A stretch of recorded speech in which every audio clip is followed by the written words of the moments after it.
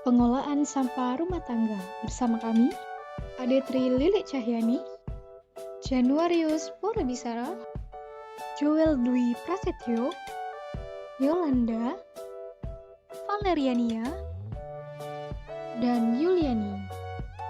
Kalian tahu nggak sih seberapa banyak sampah yang dihasilkan oleh Kalimantan Barat per hari?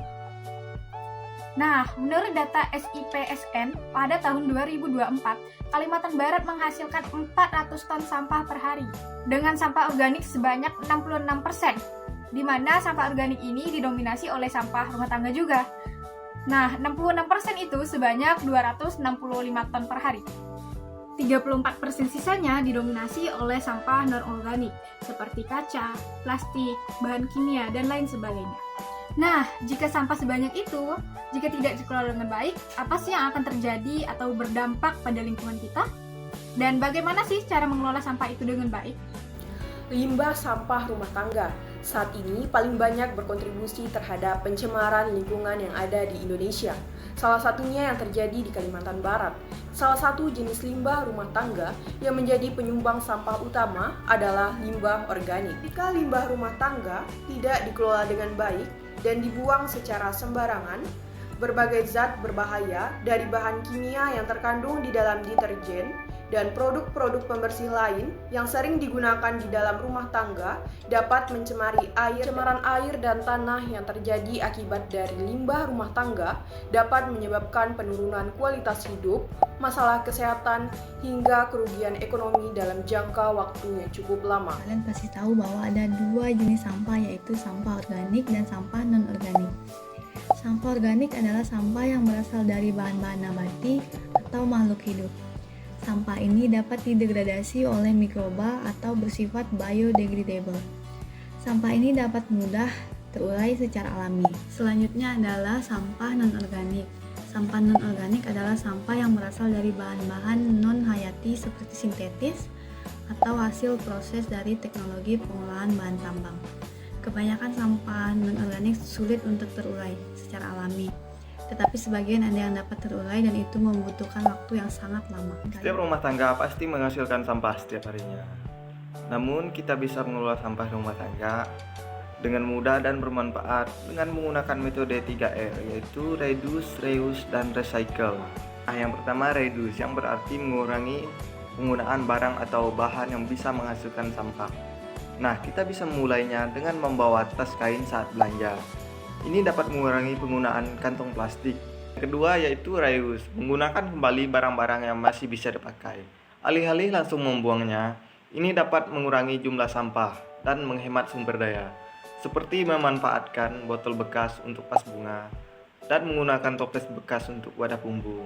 Yang ketiga, recycle atau mendaur ulang, mengelola kembali sampah atau barang bekas menjadi produk baru. Untuk sampah organik, kita bisa mendaur ulang menjadi kompos. Cara membuat pupuk kompos di rumah. Langkah yang pertama, siapkan alat dan bahan.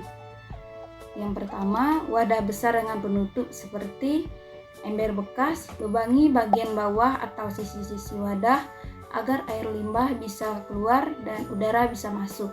Yang kedua, siapkan sampah organik rumah tangga. Yang ketiga, tanah atau kompos jadi sebagai lapisan dasar.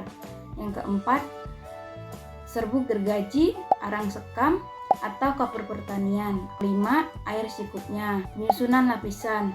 Letakkan lapisan bahan kering seperti daun kering dan serbuk gergaji di dasar wadah untuk menyerap kelebihan air dan menjaga sirkulasi udara.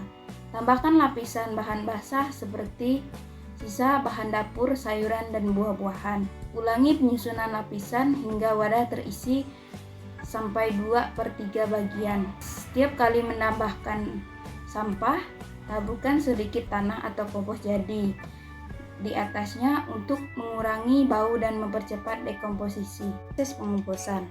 Tutup wadah dengan rapat. Aduk kompos seminggu sekali agar proses berjalan merata dan tidak menimbulkan bau. Diamkan selama 2-3 bulan.